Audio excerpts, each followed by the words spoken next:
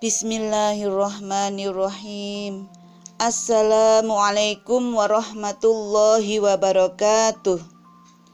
Alhamdulillahilladzi arsala rasulahu bil huda wa dinil haqq liyudhhirahu 'alad dini kullihi walau karihal musyrikun. Wassalatu wassalamu ala Muhammad ibn Abdillahilladzi arsalahu syahidan wa mubasyiran wa da'iyan biidnihi wa sirajan munira. Ibu-ibu yang dirahmati Allah Subhanahu wa ta'ala, alhamdulillah pada hari ini kita masih diberi kesempatan, kesehatan, dan kenikmatan untuk belajar bersama dalam kajian buku pengantar Ulumul Quran yang dikarang oleh Dr. Andes Masfuk Zuhdi. Mudah-mudahan Allah Subhanahu wa ta'ala memberikan kefahaman kepada kita semuanya. Amin. Pada hari ini kita akan membahas surat-surat Madaniyah, marhalah-marhalah, dan ciri-cirinya. Menurut ulama ahli tafsir yang muhakkikun, urutan surat-surat atau ayat-ayat Madinah dapat dikelompokkan ke dalam 3 marhalah atau fase. Marhalah atau fase pertama surat Madaniyah itu dimulai dengan surat Al-Baqarah, kemudian surat Al-Anfal, kemudian surat Ali Imran, kemudian surat Al-Ahzab, kemudian surat Al-Mumtahanah, kemudian surat An-Nisa, kemudian surat Al-Hadid. Marhalah atau fase kedua surat Madaniyah dimulai dengan surat Muhammad, surat At-Tolaq, kemudian surat Al-Hasyr, kemudian surat An-Nur, kemudian surat Al-Munafiqun, kemudian surat Al-Mujadalah, dan kemudian surat Al-Hujurat. Sedangkan marhalah atau fase ketiga atau yang terakhir surat Madaniyah itu dimulai dengan surat At-Tahrim, kemudian surat Al-Jumu'ah, kemudian surat Al-Maidah, kemudian surat At-Taubah, dan kemudian surat An-Nasr. Ibu-ibu yang dirahmati Allah, pada pembahasan kali ini kita akan cukupkan membahas satu surat Madaniyah saja yang kiranya dapat dianggap representatif atau dapat mewakili semua surat-surat Madaniyah dalam ketiga marhalah atau fasenya, yaitu surat Al-Anfal. Surat Al-Anfal ini telah memuat pokok-pokok masalah yang terdapat pada sebagian besar surat-surat Madaniyah dalam ketiga marhalahnya, yaitu pokok-pokok masalah tersebut adalah yang pertama, hukum-hukum syariat yang mengatur ibadah dan muamalah. Yang kedua, hukum-hukum syariat mengenai halal dan haram. Yang ketiga, hukum-hukum syariat yang mengatur kehidupan pribadi, kehidupan keluarga, dan kehidupan masyarakat atau negara. Yang keempat, prinsip-prinsip syariat Islam yang mengatur negara atau pemerintahan, politik, dan sosial ekonomi. Yang kelima, hukum damai dan hukum perang. Yang keenam, kejadian-kejadian atau peristiwa yang terjadi dalam peperangan-peperangan. Pokok-pokok masalah tersebut sering dikemukakan berulang-ulang pada sebagian besar surat-surat Madaniyah, dengan pendekatan yang berbeda-beda dan dengan bentuk yang bermacam-macam pula. Sebab ada kalanya masalah yang dikemukakan pada surat yang turun dahulu dan surat yang turun kemudian adalah sama ketentuan hukumnya. Tidak ada perubahan atau perbedaan. Maka pengulangan masalah itu dimaksudkan untuk menguatkan atau mengukuhkannya. Tetapi ada kalanya pokok masalah yang terdapat pada surat yang turun dahulu dan surat yang turun kemudian ada perubahan atau perbedaan. Dalam hal ini ada 4 kemungkinannya, yaitu yang pertama, untuk menjelaskan secara terperinci hal-hal yang disebutkan dalam surat yang terdahulu secara mujmal atau global, atau dengan istilah ilmu usul fikihnya yaitu tafsilul mujmal. Yang kedua, untuk membatasi atau mengikat hal-hal yang dikemukakan secara mutlak, yaitu tidak dibatasi atau diikat, atau dengan istilah ilmu usul fikihnya taqyidul mutlaq. Yang ketiga, mentakhsis atau mengecualikan dari hal-hal yang disampaikan secara umum, atau dengan istilah ilmu usul fikihnya takhsisul am. Yang keempat, untuk membatalkan atau menarik atau mengubah atau mengganti hukum yang telah diberikan pada surat sebelumnya, atau dengan istilah ilmu usul fikihnya naskhu ma qablaha. Dalam hal ini, di dalam surat Al-Anfal ini oleh Ibnu Abbas disebut pula dengan surat Badar Al-Kubra yang terdiri dari 75 ayat yang dianalisa sebagai berikut. Yang pertama, penjelasan tentang rampasan perang yaitu Al-Anfal. Sebab setelah pertempuran peperangan selesai dan kemenangan di pihak umat Islam, tetapi mereka tidak mencapai kata sepakat mengenai pembagian rampasan perang. Kemudian mereka bertanya kepada Nabi Muhammad tentang hal itu, maka turunlah surat Al-Anfal ayat yang pertama. Yang kedua, menggambarkan sebagian orang mukmin atau sahabat yang enggan pergi ke medan perang yaitu perang Badar, sebab mereka seolah-olah digiring kepada kematian sebagaimana yang tercantum dalam ayat 5-6.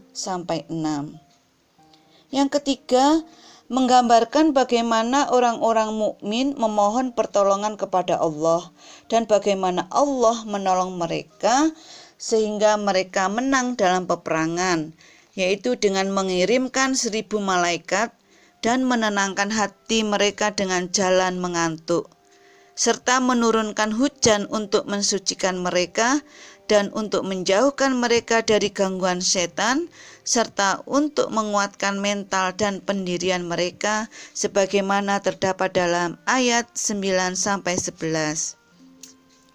Yang keempat, memberikan perintah dan larangan kepada tentara yang sedang menghadapi serangan musuh.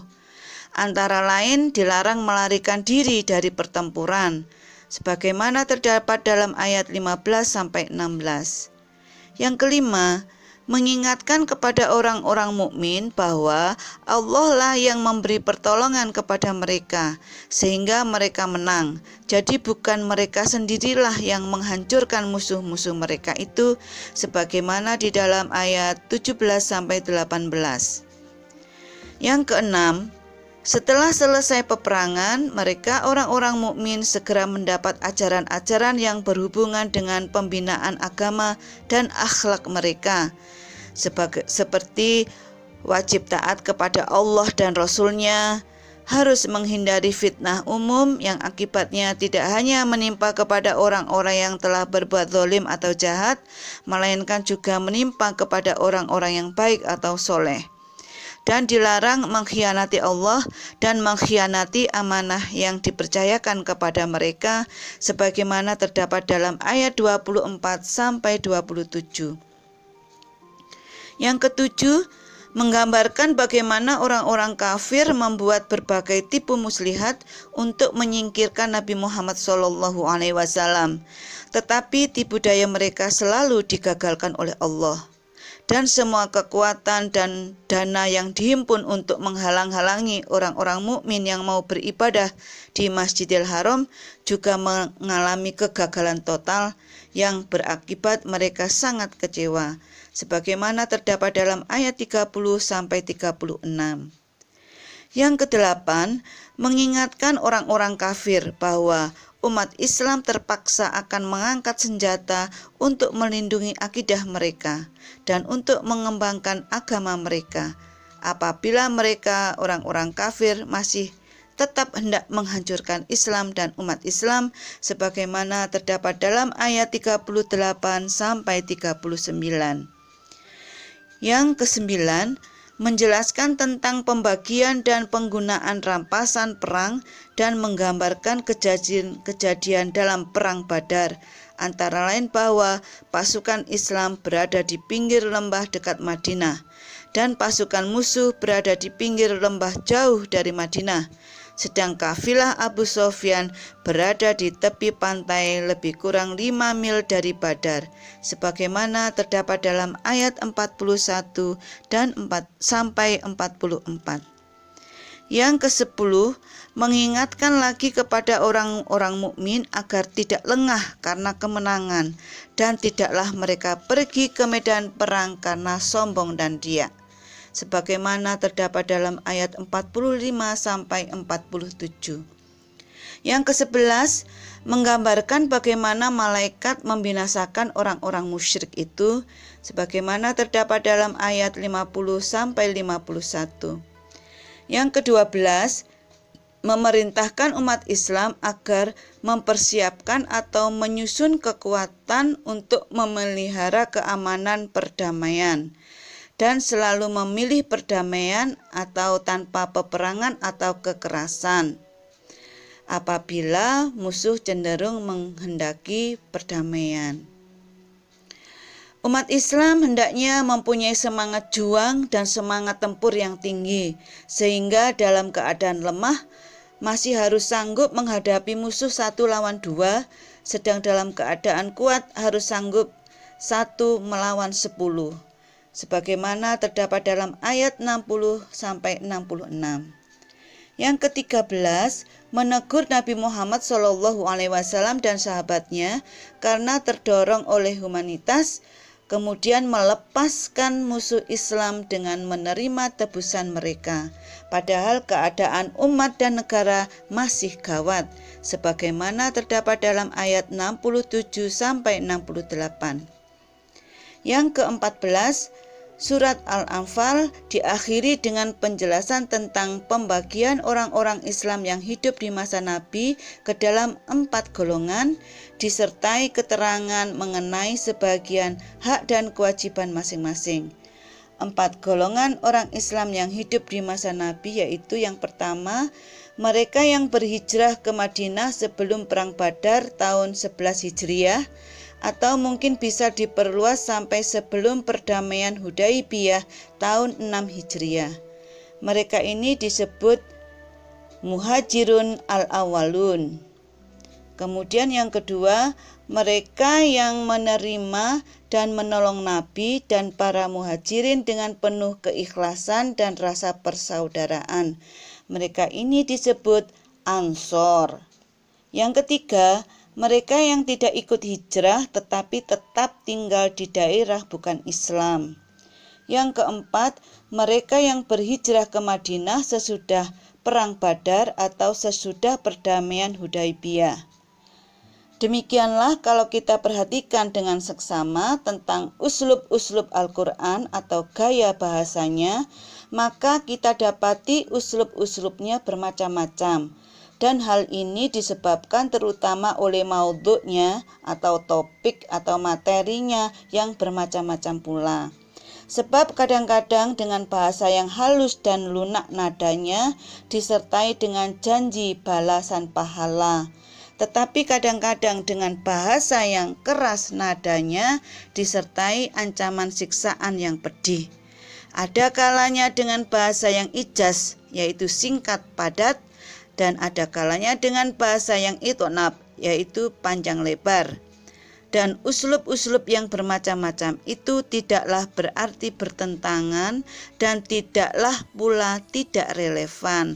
Sebab uslub-uslub Al-Quran yang bermacam-macam itu karena disesuaikan dengan keadaan sasaran-sasaran dari surat atau ayat yang bersangkutan dan relevan dengan situasi dan kondisi yang dihadapinya. Demikianlah pembahasan kali ini. Mudah-mudahan dapat menambahkan wawasan keilmuan kita semuanya. Kurang lebihnya saya mohon maaf. Billahi taufik wal hidayah. Wassalamualaikum warahmatullahi wabarakatuh.